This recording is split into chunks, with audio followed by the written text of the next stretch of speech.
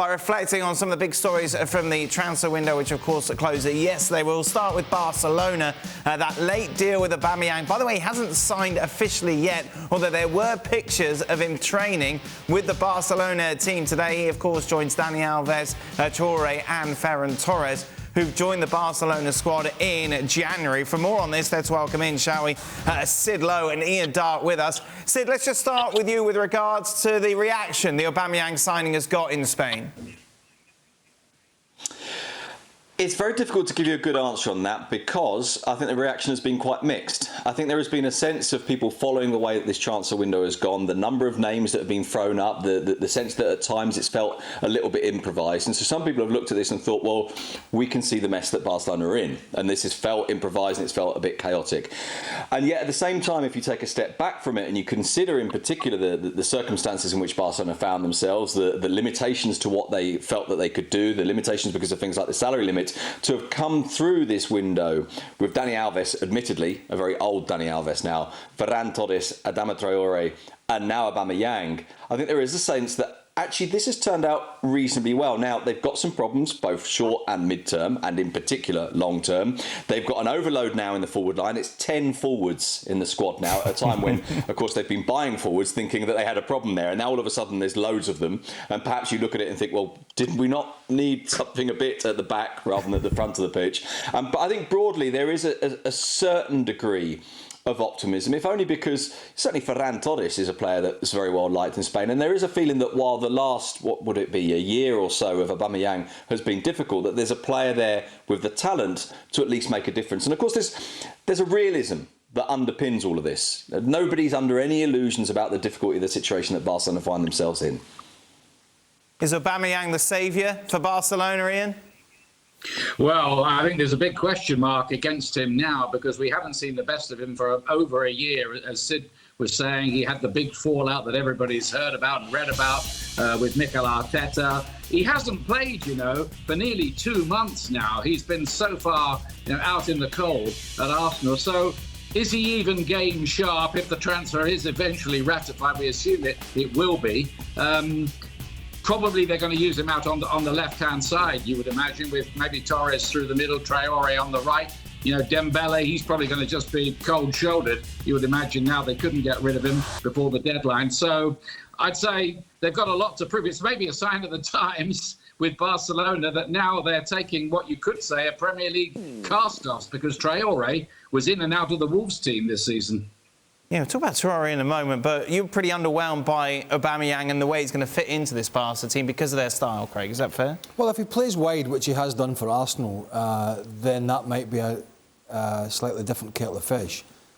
But if he plays through the middle and teams sit deep, I really don't think you're going to get the best out of him. I'm underwhelmed because, as Ian said, Aubameyang hadn't been playing well for a week. I'm sort of repeating what I said yesterday, to a sense. But he wasn't out of the Arsenal team because of disciplinary problems, which he was in the end. But at the start, he was out of it because of form. And he was the Arsenal captain. Plus, there was some murmurings, whether it's him or not, about players lacking desire and having a poor attitude in training. Now, there's a lot of kids at Barcelona. We've seen them play. We've seen them come into the team. We've seen them been given an opportunity.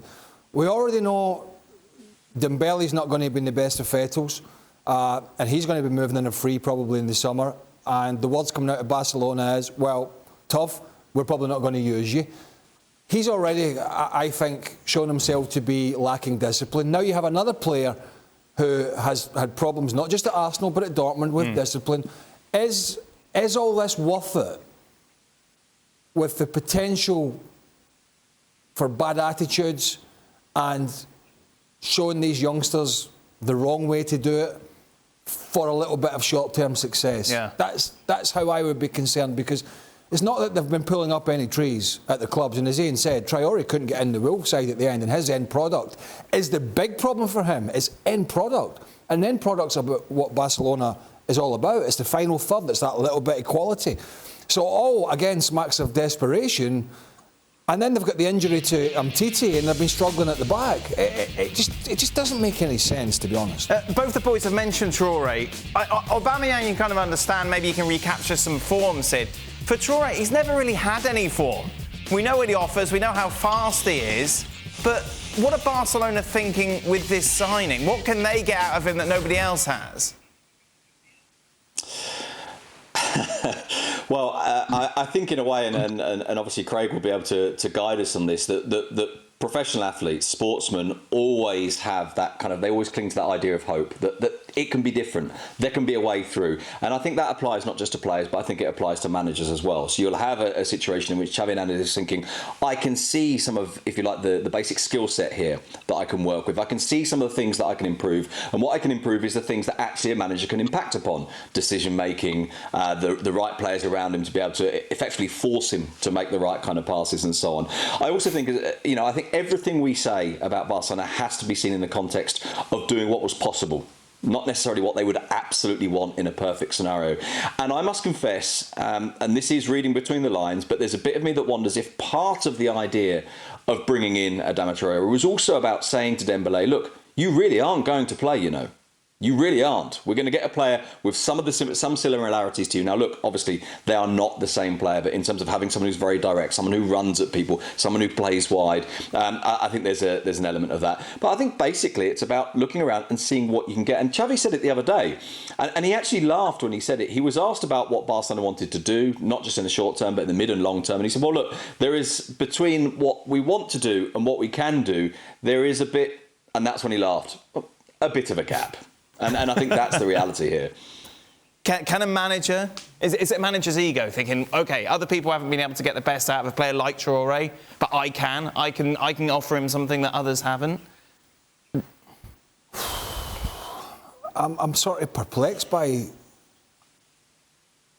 this signing, to be honest. It almost seems to me that somebody's just offered him the player and he's gone, OK. Right.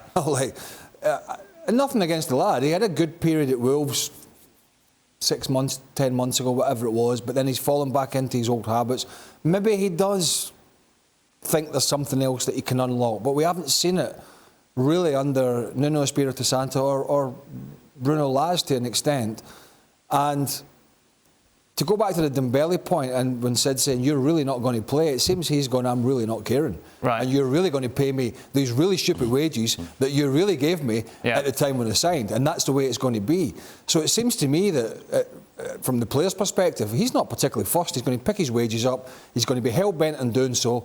And if he doesn't play, he'll take his chances in the summer. Now, I don't think he's going to get the move that he wants or the money that he wants at the end of the season, and that could affect that.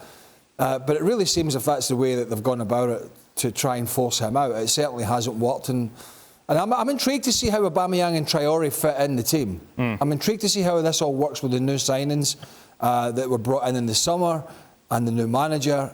But I just wouldn't. If you'd have said to me, show me two players that are not fit for Barcelona, those two would have been quite high on the list at the beginning of the transfer window. Thank you very much for watching ESPN FC on YouTube. For more highlights, analysis and exclusive content, be sure to subscribe.